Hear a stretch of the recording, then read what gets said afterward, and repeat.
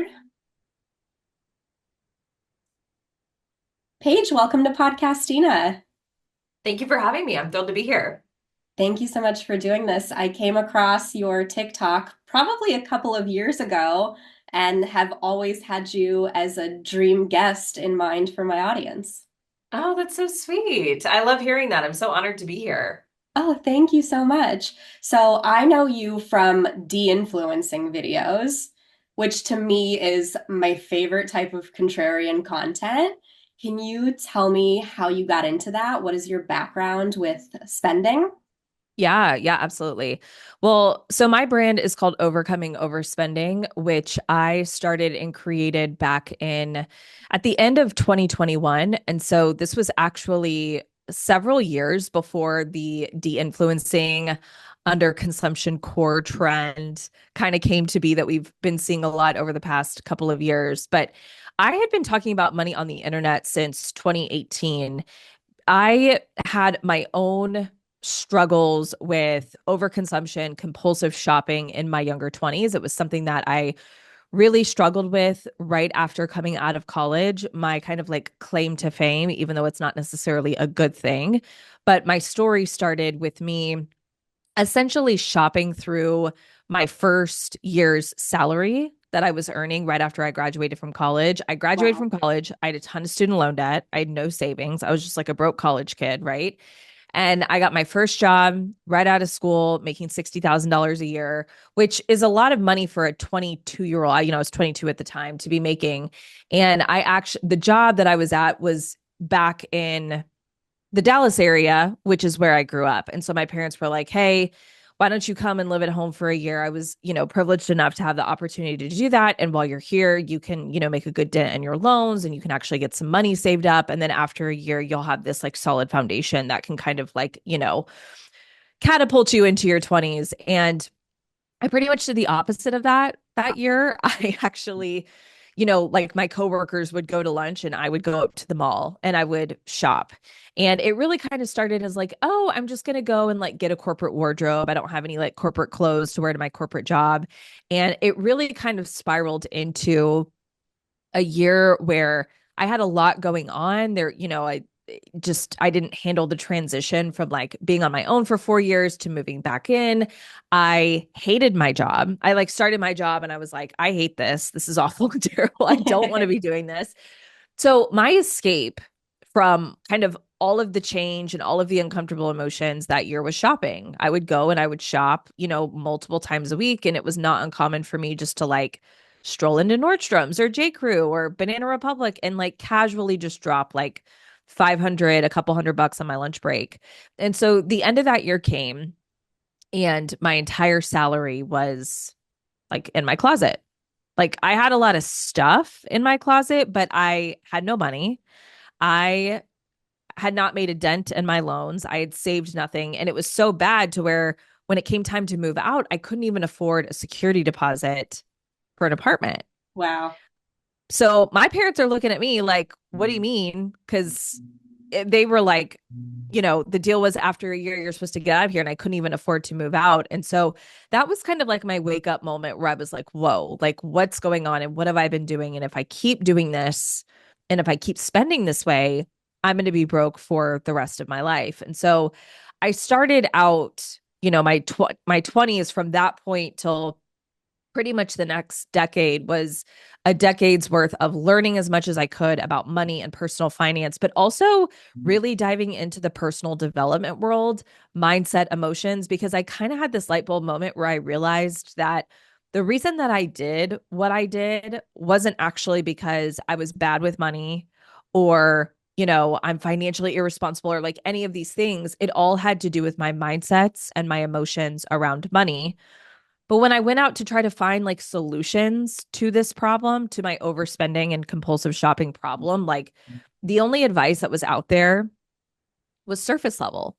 It was like, stop doing it. Like Mhm. that's like just stop doing it. And you're like, oh, thank you so much. It's so helpful. Just stop doing it. Or, band-aids like unsubscribe from emails or unfollow people on social media. And I think those things are good first steps to take, but they're not going to solve the underlying reason of why you're shopping. right? They're just kind of Right. like slapping on band-aids to your external environment. And I just think that this issue, as we've seen on social media over the past couple years, and especially TikTok, I just think that this issue is becoming such a huge problem for people. Like, I think it's always been an issue. People have always struggled with, shopping addictions, compulsive shopping, that sort of thing. But I think with social media, technology, the pandemic, all of these things, like in the past, I'd say 5 years, have just kind of come together to create this like perfect storm. And the kicker is that nobody actually wants to talk about this. Nobody wants to like openly talk about how they're overspending or how social media is completely destroying their finances or how they're in $10,000 worth of credit card debt. Like nobody wants to be talking about that.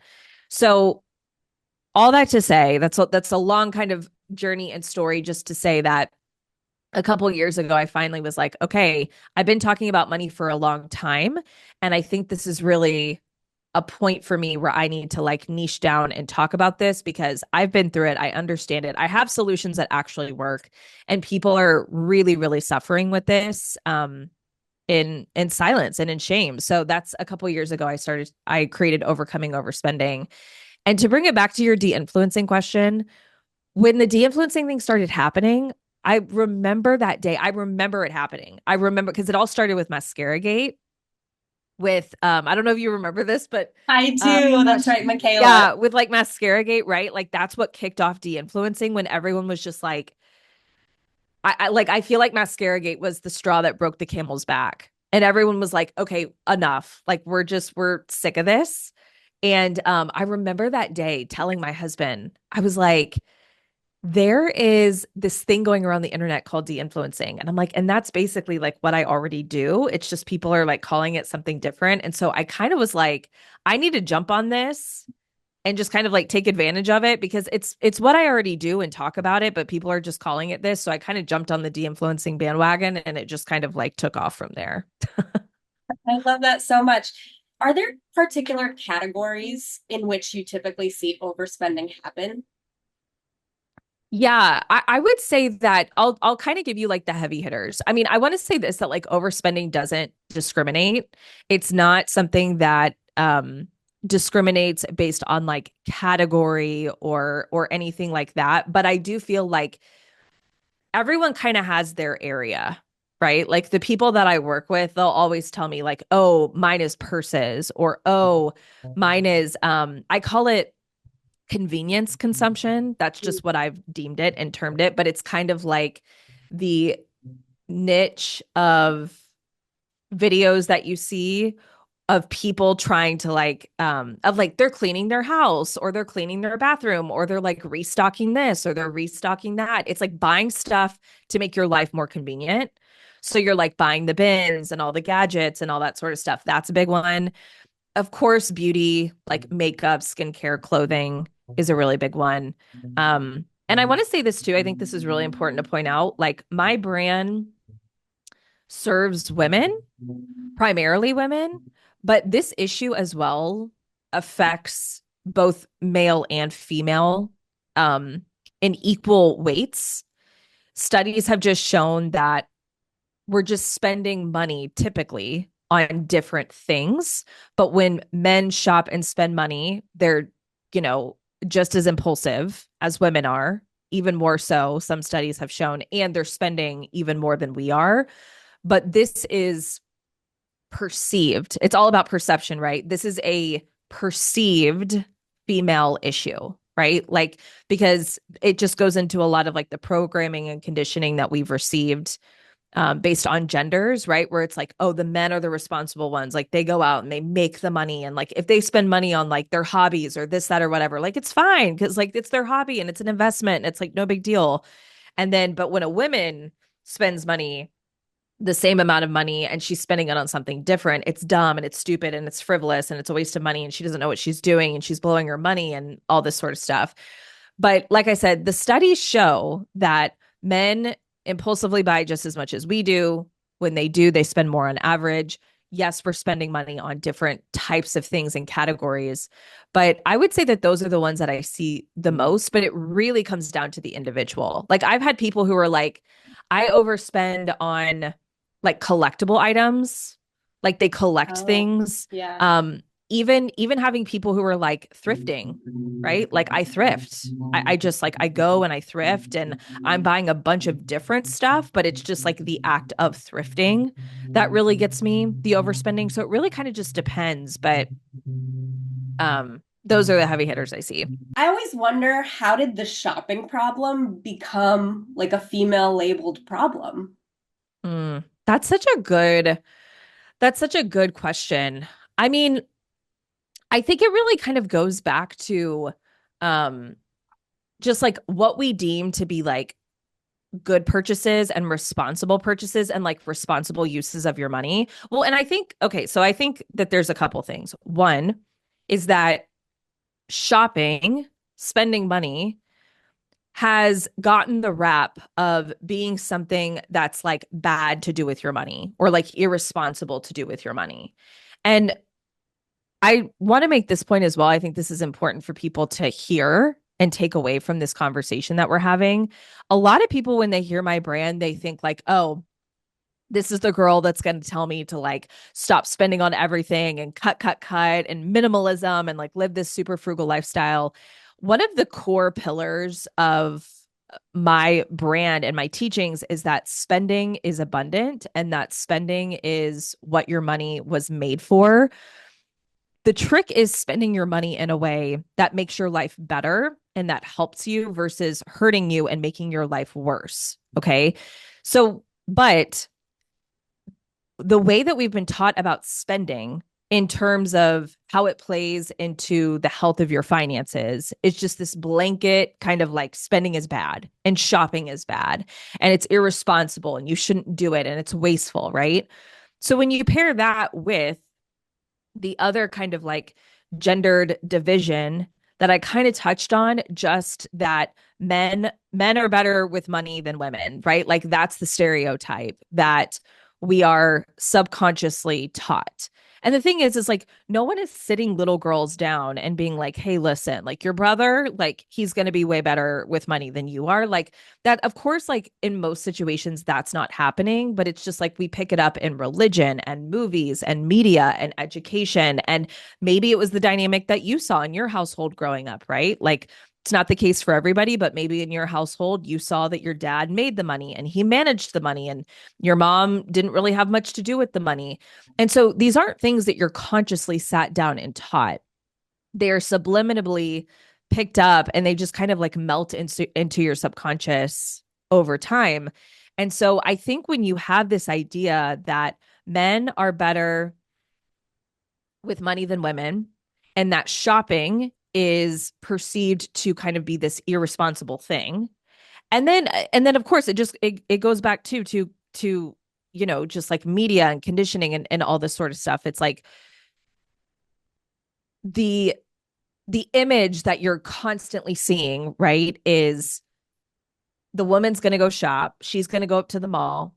She's going to get like, she's dragging her husband along. Like, come on, like the husband doesn't want to go, right? Like she's going in and she's buying all the stuff. And the husband's just kind of like sitting by the dressing room, like, okay, like tell me when you're done. So like we can go and we can get out of here.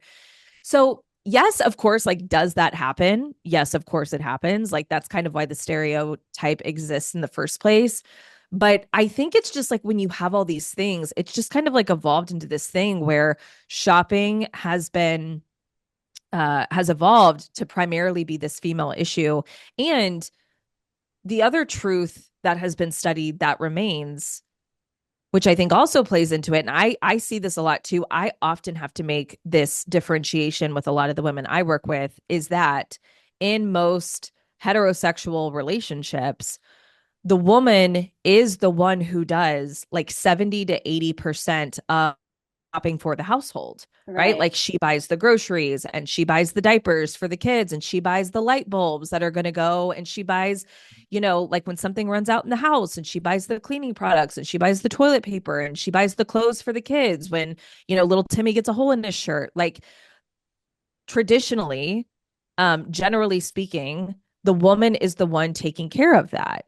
And so sometimes when that's happening, like sometimes I will have to tell women, like, you don't have an overspending problem. You don't have a spending problem. You're just doing most of the shopping for your household. And your husband is seeing that and being like, oh my God, you spend so much money. And it's like, yeah, but context of what you're buying is really important. Like, it's not like I'm going out and buying a ton of this, a ton of that, a ton of extra. It's just that I'm buying what we need for our survive and get by. So I think that that point, it's really important to note that as well, that that's also happening and going on. I love that because it takes into consideration that you want to zoom out and really take a good hard look at who's making the purchasing decisions. And it does fall Mm-hmm. in the hands of who's traditionally the homemaker and who has time to do the shopping and whatnot. And it is just the constitution of having to be the one that goes and makes those decisions. If I'm going and I'm grocery shopping, that doesn't mean I'm overspending necessarily. I'm just the one that's taking the wallet out for a ride that day. Yeah, exactly. Exactly. That's well said. Yeah. Thank you. So I want to ask this. If somebody's budget is tight and they're trying to make differences in their life, is your go-to, should they look at trying to cut expenses or should they focus on trying to make more money? What's the answer when things are really tight? Yeah, that's a great question. So I will say this that my answer to this is always the answer is both. It's important to evaluate both because I'll tell you what I see a lot, right? What I see often is this question pretty much comes down to, do you have an inflow problem or do you have an outflow problem? Is the problem that you just don't make enough money, or is the problem that you're spending too much of what you're making? So when you're looking at your expenses, how necessary are those expenses? Like, are they your actual needs? Because sometimes people come to me and when I look at their expenses, I don't see a lot of extras or like discretionary spending happening. The spending that's happening is just on like basic necessities, like paying rent, paying your utilities, making sure you have the medication you need, you know, basic groceries, basic clothing. There's not a whole much up and beyond. The other thing that really factors into that, which I know is killing a lot of people currently, is just the amount that you have going out the door for debt. Mhm. So if you have a really high student loan payment, or oftentimes what I see happens for people is that their overspending problem, their outflow problem, has now created an inflow problem because they had too much outflow that they got themselves into credit card debt, and then they consolidated that into personal loans. And so now they have that payment that they have to make every single month. And they also have a student loan payment, and they have a car payment, and they have their mortgage payment. And so it was like what once was a situation that was manageable because of an outflow problem has now created an inflow problem where you have so much going out the door between just your basic necessities and your debt payments that it feels like I don't really have anything left over for anything extra. So when I say both, I think it's kind of important to really look at the context of your outflow. Is my outflow simply just necessities? Is it necessities plus a lot of debt payments that I'm having to make? Or is there actually, if the spending feels really tight, if I'm being brutally honest with myself, is there actually a lot of nice to have kind of like discretionary spending that is happening that I could definitely give up or live without or find cheaper alternatives to? But if you're kind of in the first camp where you're like, I'm paying my basic necessities, that's pretty much it. Things are still really tight, or paying basic necessities and I have a lot of debt payments going out, which is making it really tight. That's where you really need to be focused on bringing in more income because you're right. The two, like people always want to think that there's like a silver bullet or like a Mhm. magic formula, something that they're not thinking about, something that they're missing. And I'm like, listen, there are two levers to pull here. That's it. It's either lower expenses or make more money. But I want to make sure that this is clear because we're here to talk about overspending. Is that because I see this all the time and I think this is really important. if you have an overspending problem, if you have unhealthy spending habits, which we can kind of get into maybe like what that is and what that actually looks like. But if you do not have healthy spending habits, more money will never be the solution to your problem. More money is only going to compound your problem because as you bring in more money, you're essentially giving yourself more ammunition for those bad habits and lack of systems and toxic mindsets to expand into and consume. And so I know that there could be people listening to this who have been in this pattern of, well, once I make X, I'll be good. And then you make X and things are still like really, really tight. And then you're like, okay, well, now it needs to be this, right? Once I make this, then it'll be good. And then you go out and you make this. And then it's just this pattern that you'll find yourself in where you continue to tell yourself, I just need to make more. I just need to make more. But as you're making more, like the equation really isn't changing. Like the in out equation isn't changing. It's just getting bigger and bigger. That's where you just have to be honest with yourself to say, okay, my problem isn't a lack of money. My problem is what's happening once I get the money. And that's why I tell my overspenders, I'm like, more money is not the solution to your problems.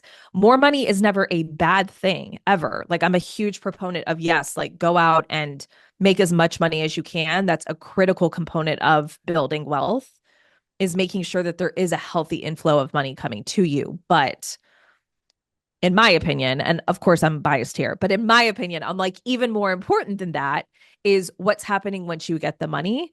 I think your spending habits, I think spending is the lost skill in personal finance. I think it's the thing that should be taught first that most of the time is never taught at all because I view it as like a full stop skill. I'm like, if you cannot master this, you will not be able to go on and do any of the other things that everyone else is telling you to do, right? People are like, save and do sinking funds and invest and, pay off debt. But if you have no margin, if you're making money and spending it just as fast as it's coming in and you have no margin, you can't do those other things. There's no money left over to do it with.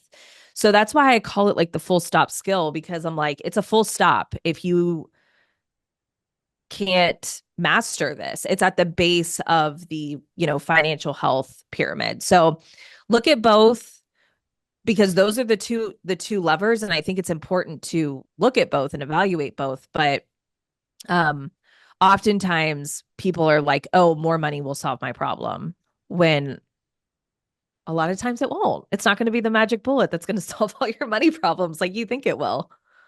That's true because people have a tendency to get on the hedonic treadmill and they make more money and they get comfortable, and then all of a sudden, bigger house, more expensive car, and Yes. it just, yeah, like you were saying, it cancels out the fact that you happen to be making more. So, in addressing that, how do people start to dismantle this treat yourself mentality? Because I think that that certainly has kept me in a bit of a trap before. Yeah. Let's say I'm stressed out, and similar to what you were saying in your first year of working, I will just go to the mall for fun. That is like a dopamine hit to me to come home with something Yes. new.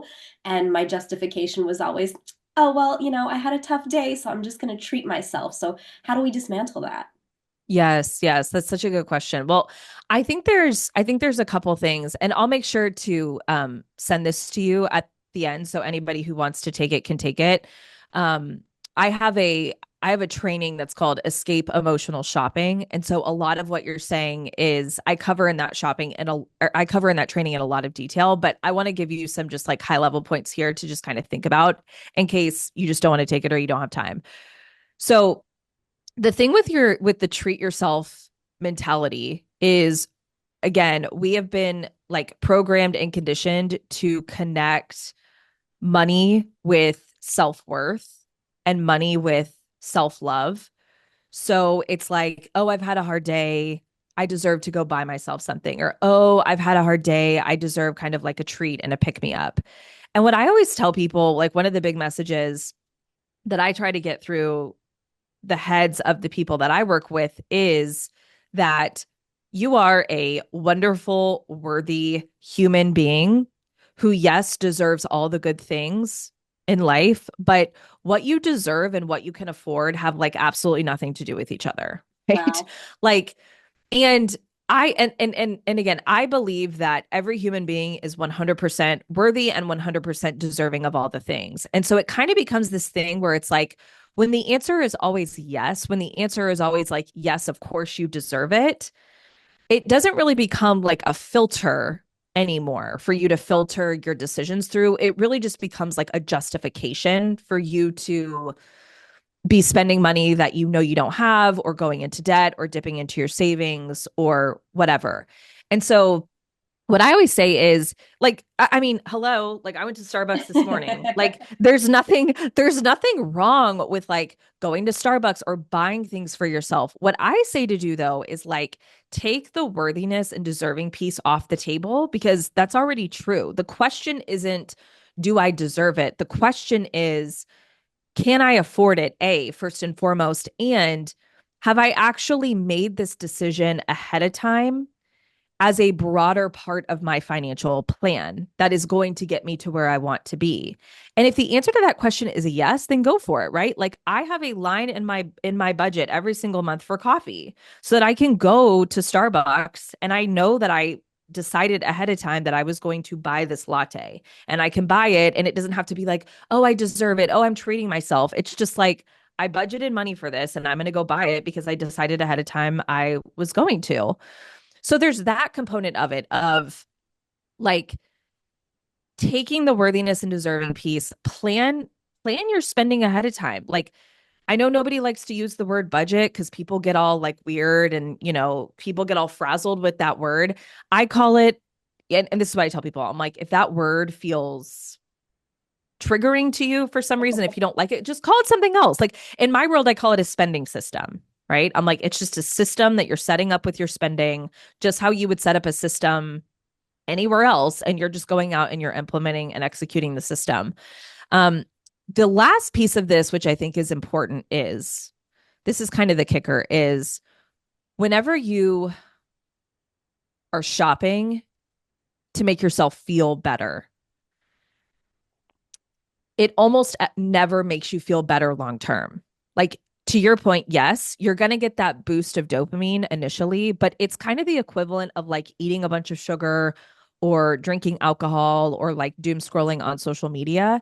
You're going to get a really like concentrated, like a highly concentrated dose of dopamine that feels amazing. But your brain is always trying to restore balance, right? Homeostasis. Mhm. The book Dopamine Nation is really good. If you're kind of into this stuff and you want a good book to read about this, read Dopamine Nation. But the biggest thing that that book taught me is that your brain is always going to want to bring itself back down to balance. And so when you have that big rush, you're always going to have a crash, right? Just how you have a sugar crash, just how you have a hangover, just how you'll get off social media and you'll be like, it felt great while I was on it, but now that I'm off, I feel awful and terrible about myself. That is your brain restoring balance. What goes up must come back down. So the notion is like, yes, you trying to use shopping to make yourself feel better will give you a temporary boost in mood. But what's going to be waiting for you on the other side of that is a crash that's going to bring you down even lower than you were before you even started shopping. And so when you kind of have this realization that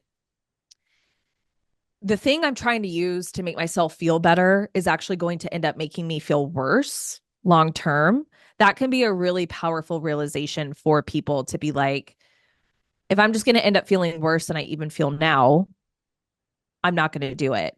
So there's a lot more I could say here, but I'll stop there. But it's yeah, this like little treat culture. I deserve it.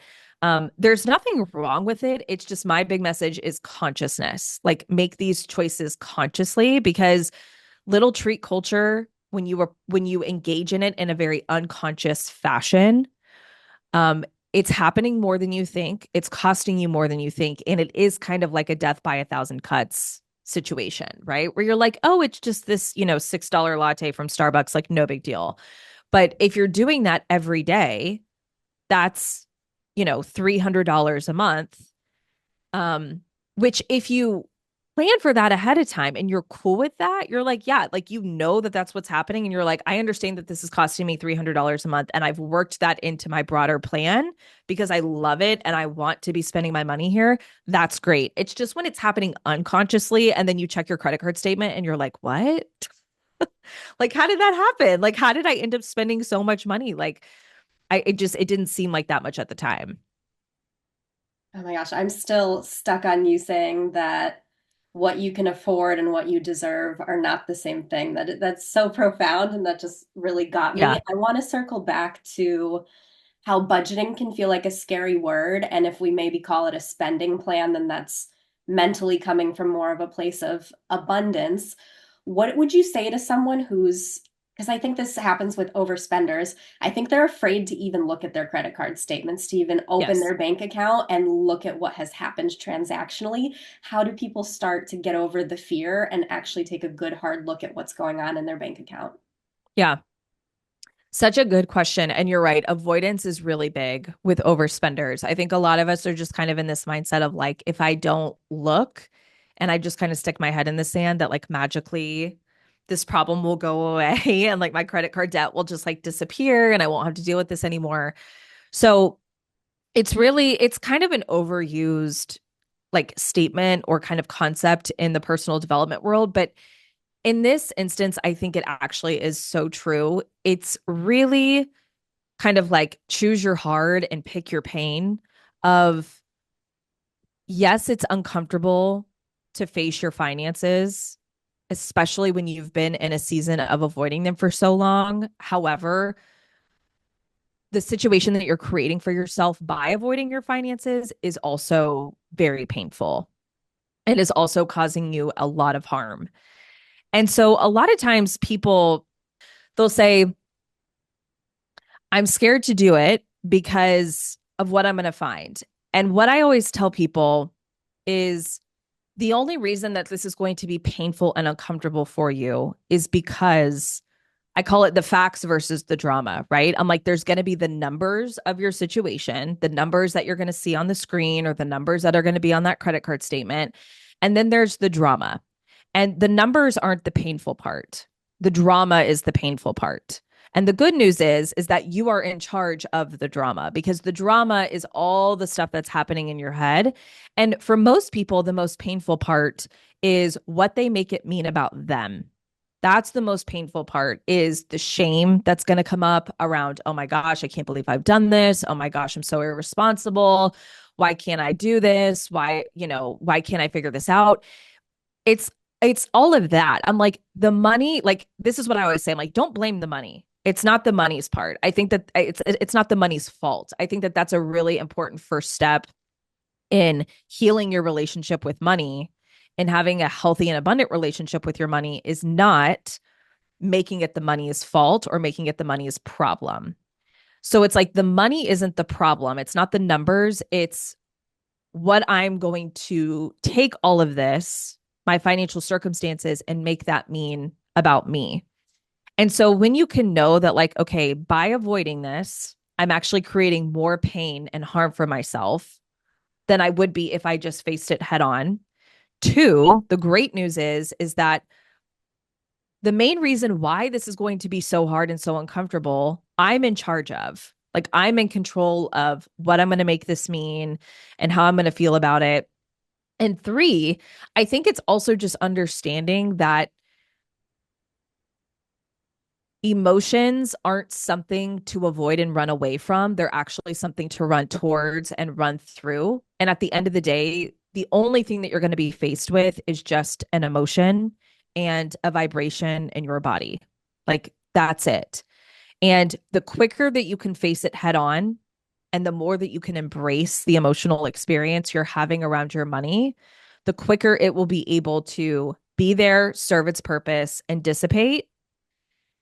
And there's this like, I'm sure you've heard this before that this famous saying that's like what you resist persists, Yes. right? So it's like the more you avoid something, the more it's just compounding and getting bigger and bigger. So I can completely understand on one hand how scary it is and how uncomfortable it is. Like trust me, I've been there, but eventually, and I think that all people come to this point is that I believe that the biggest catalyst to anyone changing anything about their life, whether it's changing their finances or changing their relationships or their health or whatever, is when the pain of staying the same starts to become greater than the pain of changing, right? And so if the pain of staying the same isn't yet great enough to where it's outweighing the pain of changing, most people will not change until it gets to that point. And some of you guys might be listening to this and be like, I'm not quite there yet, and see that in certain areas of your life, whether it's money or something else. But I think that's when people like really kind of have their, and like me, my story, right? Like the pain of not being able to move out of my parents' house and having to sit with the choices that I had made was so painful for me that I was like, I know that this is going to be hard, but it's gotten to a point where what I'm doing is harder. Like what I am doing and how I am living is harder than how it's going to be if I choose to change. So I personally believe that like you kind of have to get yourself to that point. But once you do, taking the steps forward are hard, scary, and uncomfortable, but they're worth it. So I saw, because we're heading into sale season, right? This is yeah, crazy holidays, everything's off. And yeah. I saw that you said 50% off is still 50% on. Can you expand on that? Yes. Oh my gosh. You and I could honestly have an entire episode just about sales. This is truly one of my favorite things to talk about. I call it sales spending, which is just the spending that you do um mostly because you're enamored with a deal, a discount, or a promotion. And sales are really tricky because people get really, really upset when I talk about this because they think that what I'm saying is that you should pay full price or you shouldn't save money if you can save money, or that you should pay more than you should. And that's not what I'm saying at all. But there's also a massive difference between being strategic with taking advantage of a sale and just being completely suckered by sales.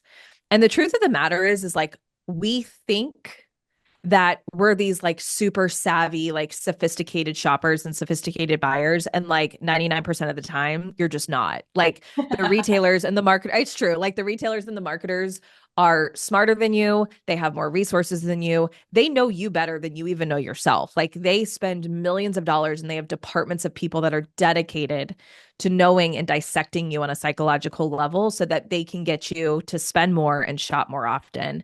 I don't know if anyone's had a chance to watch it yet because it like just came out, I think about a week ago, but there's this new documentary on Netflix that's called Buy Now, and everyone should go watch it. It's about an hour and a half long. It's worth the watch. It's trending on Netflix right now. I think it's like number 2 or 3 on Netflix right now, but it speaks a lot to this. It speaks a lot to like just how much goes into sales and marketing and product placement and all this sort of stuff. But sales are big because you think that you're getting this like amazing deal, and oftentimes you're not. And when you're shopping a sale, you become more price focused than product focused. And the reason that that's a problem is because you solely just become feral over like, oh my God, it's 50% off, right? Or, oh my God, I'm saving so much money. And you just get so enamored with what you're saving that you forget to really focus on like, but what am I actually buying here? And what am I spending on this thing that I'm buying? And so, yeah, it's like the 50% off is still 50% on. It's like, it's great that you're saving 50% on this thing, but do you actually need this thing? Like, are you going to use it? Were you planning on buying it before you knew it was on sale? And so that's one of the filters that I always give to people is intent, right? Were you planning on buying this thing before you even knew it was on sale? Because there's like, and Black Friday is coming up, and I think Black Friday and Cyber Monday is a good example of this. I think a lot of us, there's a lot of things where we kind of wait. We're like, oh, Black Friday, Cyber Monday is like right around the corner. It's a couple months away. I'm going to hold off on this purchase and save myself some money when I get it. I think that's great because I'm like, if you were going to buy it anyways, save yourself some money, right? But there's like situations like that. And then there's the situations where it's like you pull up your email and your favorite store is having a 24-hour flash sale. And you're like, ooh, like flash sale. You know what I mean? And there's literally nothing that you were planning on buying. You don't need anything, but the sale made you shop. And sales are designed to like it's very ironic and it's hard for us to get our minds wrapped around this, but sales end up costing you more money than they actually save you oftentimes, right? Like if you go into a Target or you go into a Kohl's or you go into an Old Navy or wherever it is that you shop, and let's just say it's buy one, get one 50% off. And you're like, I only need one. I only came in here to buy one, but I can get the second one for 50% off. So let me just go ahead and get the second one, right? So it's like, yes, you just saved 50% on the second item. However, you're still spending 50% more than you were going to spend if the sale just didn't exist. If the sale was just like, buy one and here's the price. Um, so sales spending is really tricky. And I often say that if you go around your house and you start looking at all of your, your product graveyards and your overflow rooms that you just have all your stuff in that you never use, I guarantee you that most of that stuff is stuff that you got a really good deal on, that you justified buying and purchasing because it was too good of a deal to pass up. And value, like I always bring the conversation back to value. We are price conscious consumers, which means we have been conditioned, and there's such a thing as price conditioning, right? Like we have been conditioned to view and look at prices a certain way. That's why prices always end in 99, 19.99, and it's not just 20 because there's psychology behind that. But um when you actually start to realize that most of the stuff that you've bought and never used was because it was on sale, it comes back to this value conversation. Because when you're a price focused consumer, the main factor in if you're going to get it or not is how much it costs. This is another, have you seen these videos, the videos lately that are people are walking around Home Goods and they're going, if it's under 9.99, I'm going to get it. Have you seen Yeah. those? Yeah, there's And, that and and there's the I'm telling videos. you, like that's a perfect example of how we are conditioned to think in terms of price. Like, how much does this cost? And if this costs in the area or in the realm that my brain is associating that it will, I'll get it. But like value is not just price. Value is price combined with the usefulness of something to you. So it's like if you're going to buy something and it's 50% off, great, but then you're literally never going to use it and you're not going to get any use out of it. Like you didn't save yourself any money. You just spent the other 50% on something that you're never going to use. So, like I said, as you can tell, I get going on this topic. I love talking about it because um it's an area of our spending that really, really, really costs people a lot of money where they think it's saving them a lot of money. And so the more you think you're winning, the more you're going to do it. And it's designed to make you think that you're winning. And so you keep doing it and you keep shopping the sales and you keep doing that. And again, intention is really important. If you are planning on buying something and it's on sale, of course, yes, go buy it, save yourself the money. But it's just this notion of, are you shopping because of the sale? And are you buying something that you wouldn't even be considering buying or thinking about buying if it weren't for the sale? If we're experiencing guilt, buyer's remorse, as they call it, is the answer to run to the returns counter? That's a really good question.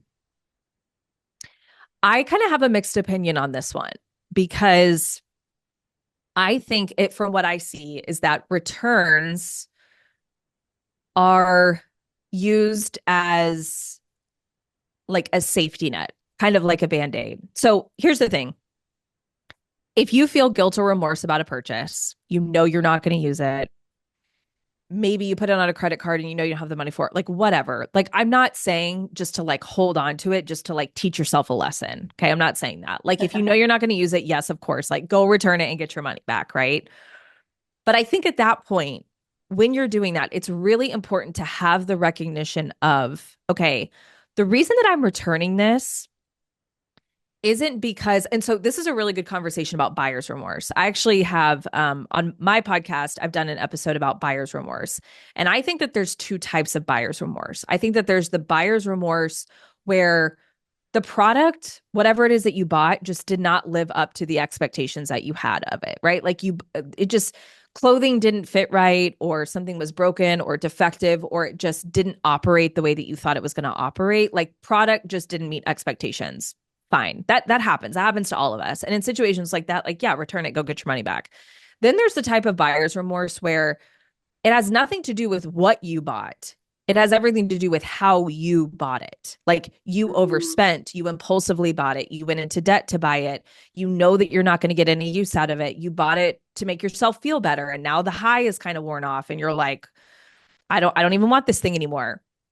So if you are experiencing a lot of buyer's remorse, that's in that second camp. Okay. That's really important to notice and have awareness over, because that shows you, okay, I have work to do on the front end, like before the purchasing is even happening. But what I see often with returns, like I said, is that people will buy things like knowing they're going to return it. And I just think that I'm like, why are we like, your time and your energy is so valuable. And the amount of time and energy that people are spending simply just returning the stuff that they're buying, driving up to the UPS store, driving up to the Amazon drop station, packaging it all up. Like the amount of time that that is sucking up in your life is crazy. You have better things to be doing with your time than returning. So, a filter that I always have for myself is this: before I buy something, I don't do this with like everything, like small stuff, but like bigger stuff, right? Like clothing or just more significant purchases that aren't just day to day. Is I always tell myself, if returning this thing was not an option, if it was final sale, would that change my purchasing decision and my purchasing choice? Because if the answer is yes, then that kind of knows, like if you're like, yeah, if I knew that this was final sale and I knew that I couldn't return it, I probably wouldn't be buying it. Then that shows that there's already enough doubt and uncertainty before you're making the purchase, that there's probably enough there to at least give you some pause before you're buying it. Now, of course, we know that that's not true. Of course, we know that you can buy it. And in most instances, you can return it if you need to. But I actually return very, very, very, very, very few things. The only time I ever return something is if it kind of falls into that product, that first category where it's like, I bought something and it just didn't, product didn't meet expectations. So if you are someone who is using returns as like a safety net to justify entertaining yourself with shopping, entertaining yourself with spending, and people do that, right? Like people are like, oh, I'm going to go shop and I'm just going to go shop and I'm just going to go spend the money. And then a week later, I'll come back and just return it. Like you just want to be buying something to buy something.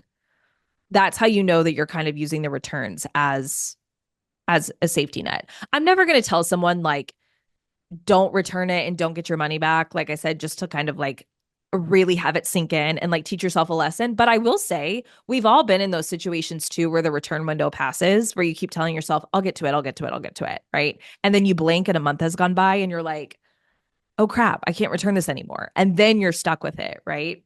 So just kind of notice, like, are there a lot of situations like that happening? Is there a psychological tool we can keep in our tool belt to curb impulse purchases? Yeah. Yeah. I'll give you two that I really love. So the first one is very, very simple. And anytime I give this one to people, they think it's, and a lot of people already do this, but I want to offer it because it does work really well. And I can explain why it works really well. But the biggest thing with impulse purchases is distance. When you're thinking about curbing impulsive behavior, especially with your spending, I want you to always think about, I call it the 3 Ds. So it's putting as much distance as you can. That's the first D, between your desire for something and your decision to buy. So the more distance that you can put between the desire and the decision, the better chance you stand of not overspending, not making an impulsive purchasing choice, not buying something that you're never going to use, kind of the litany of things that we've talked about today. And a great tool that you can use to do this, I call it a things I want to buy list. Some people do the exercise of going and like adding things to their cart and then just like leaving the cart. I think that that's definitely one way to do it. I'm actually a really big fan though of even taking it out of the cart, like just not even having it in the cart to begin with, not even getting yourself that far in the purchasing process, but just keeping a list.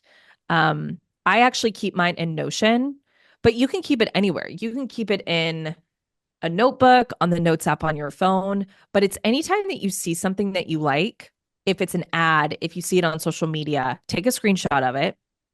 I have an album on my phone called Things I Want to Buy.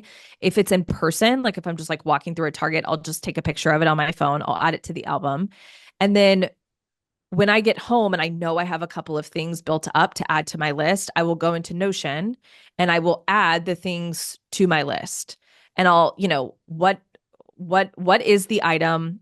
Where is it from? How much does it cost? If it's online, I'll put a link to it or whatever. So at any given point in time, I have a running list of things that I want to buy. The reason that this is really effective is because you're telling yourself not right now, later, instead of just outright telling yourself no. And Mhm. that's a big thing with spending is that when we think of not spending money on the things that we want to spend money on, we often think a lot in terms of like frugality, deprivation, all of these like really strong negative emotions. And anytime that your brain is focused on the no, or anytime you tell your brain, like, you can't do something, you can't have this, your brain is just going to naturally rebel against that. And it's just going to do the thing or get the thing that it wants in that moment as a rebellion against that. So when you're telling yourself, no, I can't do that, no, I can't have that, no, I can't buy that, you're actually much more likely to make an impulse buy than if you tell yourself, we can get it later. We're just not going to get it right now, right? Like later, just not right now. And so when you have a list, like a running list of all the things that you want to buy, that's what you're doing. You're telling yourself later, not right now. And then as more time goes on, like I said, distance and time always brings a cooler, calmer brain.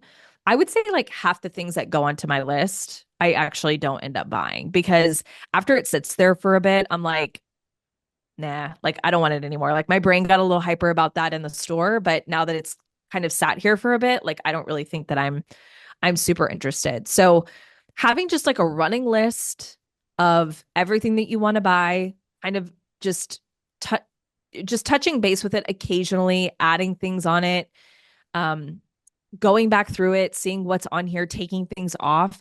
And it's also really good to help you plan if there's items that are bigger, that are, maybe more expensive, you can start planning for those items. You can start saving up for them, planning towards them. And it's also really helpful for like this time of year when, like your parents or your boyfriend or somebody's like, hey, like, is there anything that you have like been like wanting? Because of course, when they ask you, you can never think of anything. You're like, I know that there's been things that I've seen that I want. I just can't think of anything now.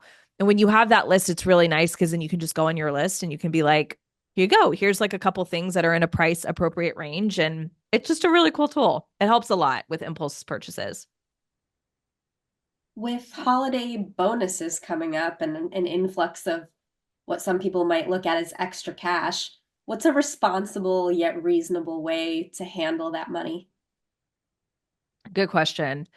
I always say, um, I'm a big proponent of the rule, like the 50-50 rule at a bare minimum, where if you are getting a large chunk of cash, I think that at a minimum, 50% should go towards long-term savings. So you are, and depending on where you are in your financial journey, this answer will be different for everyone. But I think, first and foremost, having an emergency fund saved up that's at least a couple $1,000s. I say depending on your family situation, where you live, that sort of thing, having anywhere from $3,000 to $5,000 just stocked away for emergencies is a really good idea. Do you have any high interest debt? So do you have credit card debt? Do you have personal loans? Do you have, high interest student loans? Putting at least half of the money towards that is a good next step. Or after that, if you've kind of checked off those boxes, working towards a rainy day fund, which is having a couple months of expenses saved up, that's kind of like the next stepping stone. So what I always say is to kind of avoid this topic of lifestyle creep that you and I have talked about a lot is make sure that you are operating under that 50-50, where at least half is going towards financial goals. And I think if you can apply this to not only end of year bonuses, but anytime you get any kind of inflow of money that's out of the ordinary, bonuses, tax returns, if you get a raise, if you get an inheritance, anything like that, this is how people get themselves into lifestyle creep is they have money come in and they're like, woohoo, I'm going to go out and buy the new car, or buy the boat, or buy the purse, or buy this, or I'm finally going to do like this home renovation that I've been wanting to do. And they spend all the money on something that's going to, increase or inflate their lifestyle, which it's not wrong to be doing those things, but you just want to make sure that you're checking both boxes. You're checking present term box of doing things that are going to make your life better in the present, but also taking care of future you, right? And personal finance, we call this paying yourself first.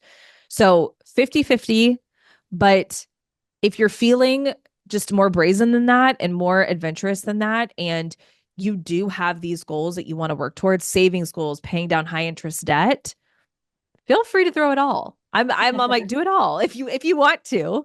The mix is totally up to you if you want to do 90-10, 80-20, but I say at least do 50-50. Super reasonable. So I saw a post where you said that building wealth is more about what you say no to rather than what you say yes to. So can you tell me a little bit more about that? Yeah. I think that what I was trying to convey in that video was that oftentimes when we think about having more money or building wealth, we have a desire to do those things because of the things that we want to buy and the things that we want to say yes to. And so, because of that, we very much so view wealth as once I'm richer or once I have more money than I have now, here's all the things that I'm going to buy. And like if somebody came up to you right now and they said, hey, you're going to wake up tomorrow with $1 million in your bank account, I think most of us listening to this, and my brain does this too, is you'd automatically start thinking about what are all the things that I want to do with the money? Like, what are all the things that I want to buy with it? Meaning, I want to say yes to this and yes to this and yes to this. And one of the most like life-changing realizations for me was the realization that wealth is actually like the reason that you build wealth is not to be able to say yes to a ton of things, but it's actually for you to be able to say no to a lot of things. And that's actually what true wealth is. People think that wealth is stuff. And Morgan Housel, another great book to read. If you're wanting to start with like a really good personal finance book that's fun to read and helpful, it's The Psychology of Money by Morgan Housel. That's a great like first personal finance read. But what he says in that book is wealth is what you don't see. And that's because building true wealth is actually building wealth, having it, keeping it, not exchanging it for a bunch of stuff. Because when you do that, what you're buying, because you're still buying something, you're not buying something tangible, you're buying yourself something intangible, is you're buying yourself optionality. You're buying yourself the ability to be able to say no to the things that you want to be able to say no to. And a lot of studies have shown that what is going to make you happiest in terms of money and building wealth is this optionality piece. It's being able to do what you want when you want with who you want to do it with. And so that comes with saying no. It means like saying no to a job that you don't want to work in anymore, or saying no to a boss that you don't want to work for anymore, or being able to get yourself out of a toxic relationship, or being able to hold financial boundaries with family members or friends. So wealth, like true wealth, the wealth that feels good and lasting and isn't fleeting, is actually all about all the things that you get to say no to versus all the things that you get to say yes to. And something that I say a lot too, I think people have this misconstrued, is when people think about being rich and having a lot of money, they don't actually think about the money part. They just think about having a lot of stuff. Mhm. And I'm like, having $1 million worth of stuff doesn't make you a millionaire, right? What makes you a millionaire is having a million, at least $1 million worth of assets, of cash, of stocks, of liquidable assets, not just having $1 million worth of stuff.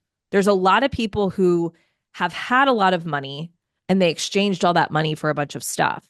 So they have stuff that at one point was a lot of money, but they don't actually have a lot of money. So I'm like, having $1 million worth of stuff is not the same thing as being a millionaire. Paige Pritchard, this has been an incredibly helpful conversation. If people want to learn more, they want to join your Overcoming Overspending program, what's the best way for them to find the resources? Yeah. So I'll give you a couple good places to start. So social media is always good. My handles on Instagram and TikTok are at overcoming_overspending. I also have a podcast called the Money Love Podcast. So I always say it's kind of like where life and money come together and meet. So we talk a lot about money, but we also talk about a lot of aspects of life that impact your money that you don't often think about. And then a good place to start, if this conversation really resonated with you, I will make sure to send this to you so that you can put it in the show notes. But start with that training that I talked about, Escape Emotional Shopping.